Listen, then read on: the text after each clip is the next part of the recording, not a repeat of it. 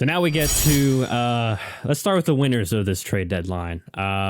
So any players or teams, or if you want to start with one at a time, what player or team you want to talk about that you felt were winners of this trade deadline?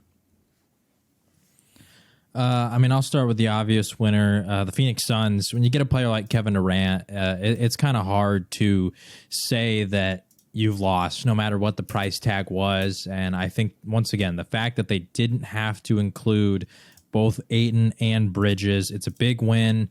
They were just in that awkward spot where you can't tear it down for a rebuild. Like, you're still good enough that there's a chance they could make it back to the finals. So you don't want to tear it down for a rebuild. But you also aren't good enough to where it feels like there's a clear path for them to the finals. So getting Kevin Durant, I thought, was a huge win, a must-need move for the Suns. And, he was, apparently the Suns were his preferred destination. So maybe this will be the spot that Kevin Durant can be happy. And even just side note, too, about Kevin Durant, this could be a good spot for him to maybe rebuild some of his legacy, because Chris Paul has never won a ring. There's been so many things about his legacy, and if this team with Kevin Durant was able to win one, I think people would give Kevin Durant a lot of credit for being able to get this team over the hump. But that's just a side note. Suns, big winners here. Yeah. I want to add on to the Suns real quick.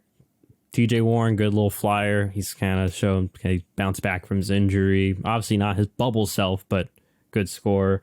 And then they did trade for Darius Bazley, who kind of, he's more defensive-minded forward. So, there were further concerns about defense.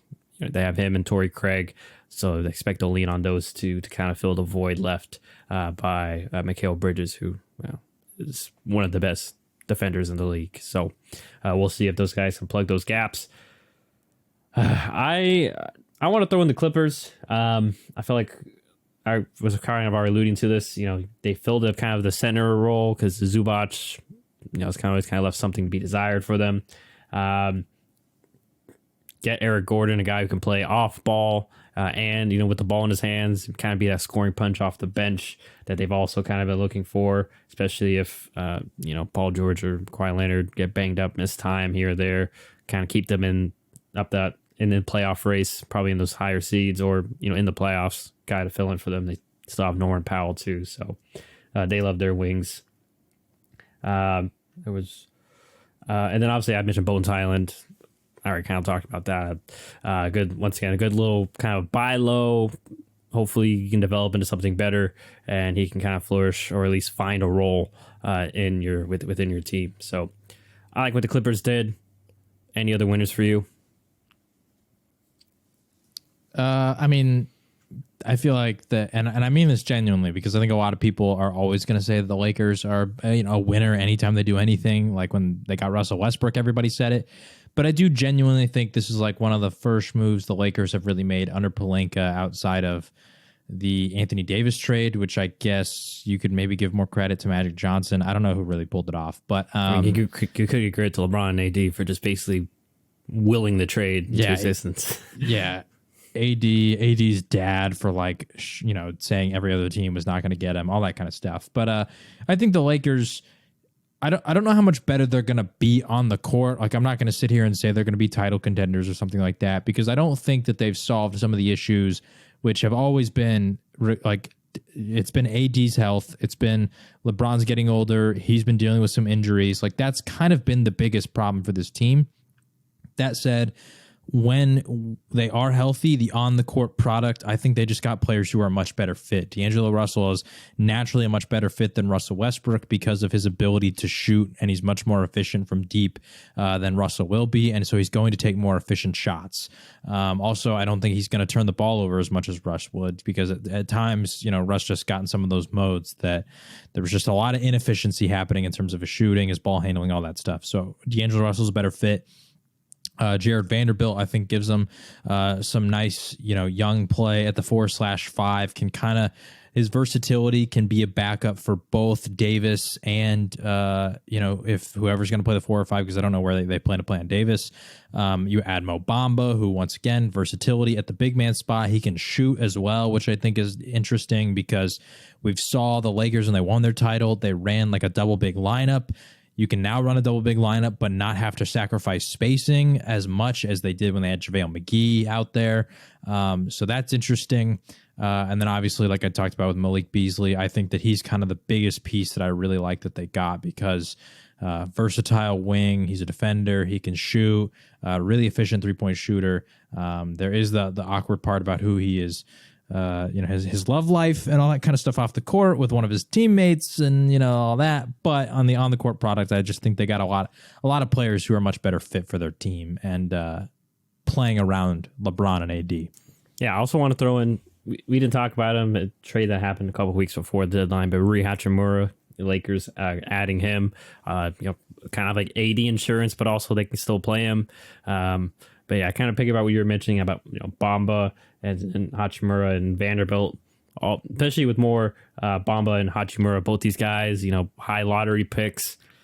And for Washington, Rui, they've been kind of in a weird space. And like, are they contending? Are they not? They bring in Kuzma, who basically kind of plays the same position. So similar, like we said with Bamba, he really hasn't had that many opportunities, minutes wise and just playing wise to kind of either find a role or find his footing in the NBA, in regards to living up to the lottery status. But so we'll see if the Lakers, I credit them for taking a couple of swings there, getting a couple of buy lows. And you mentioned D'Angelo Russell, too. Yeah, definitely more willing to be the third option than Russell Westbrook, as we all saw how it took a year for Russell to finally accept a bench role. Like I mentioned, D'Angelo Russell, play on ball, play off ball, just there's less bad things that could happen with D'Angelo Russell. And then obviously you mentioned the sniper, Malik Beasley. One of the things that I know you've been saying that, but Lakers need shooting. Wasn't just Russell. They needed, more. That's why they're involved in those Buddy Hield talks, is to get, more snipers. AD is not a sniper. He's about average. He's a good 3-point shooter, and he had a really good bubble, performance shooting wise. But his numbers have been dipping. Obviously, LeBron is up and down. So to get a guy like Malik Beasley, I would put in, obviously not Steph Curry, but one of the better shooters, like you've been lamenting about him. And he's willing to take threes and space the floor. So, some great pickups for the Lakers there. Lastly, I kind of want to throw in the Nets just because, like I said earlier, alluded to, like this, they salvaged the situation, not situation, but the value of Kevin Durant and Kyrie.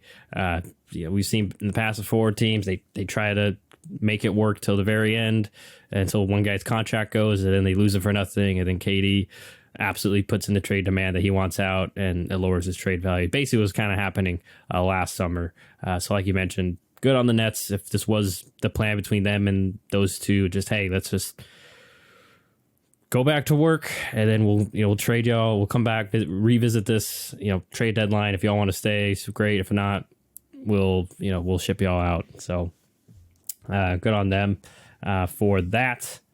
Any other winners you want to throw in, or can we move on to the losers? I think that's kind of it from the winners. I mean, obviously some of just like the individual players, like KD himself, kind of getting where he wants to go. I don't know, just certain guys like that I think, you finally, Mo Bamba, getting an opportunity to finally maybe shine. You got that U-Haul packed fast. Guys like that. Yeah, or exactly. Guys like that because who knows if he packed it right then. You just picture with U-Haul. Oh yeah, with the Lakers, he probably just instantly left, and Pelinka and LeBron and all of them got somebody to go get it for him. Yeah, I was about to say, because I was like, I feel like I wonder who he has driving next. Because obviously literally going from coast to coast, and I'm assuming he's going to take a plane.